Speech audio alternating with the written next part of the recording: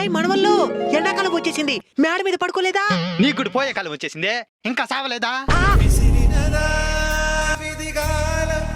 తాత ఎండాకాలం ఆరు బయట ఎందుకు పనుకుంటారు? 6 తర్వాత లోపల పడుకోలేరు కాబట్టి.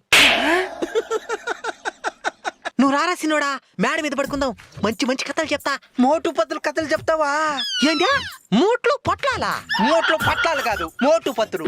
ఆ కథలని మనకి తెలియదు, మనకు తెలిసినంత ఒకే కథే. ఒక రాజుకి 7 మంది కొడుకులు ఏటకు పోయి చేపలు తెచ్చినారు, అక్కడి పప్పులో కాలేను, ఏటకు పోయి తప్పిపోయినారు. తప్పిపోయినారా? మళ్ళీ ఏం జరిగింది?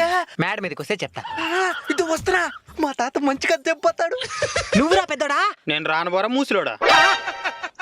నేను ఇక్కడ ఏసీలో ఉండి ఎంజాయ్ చేస్తా.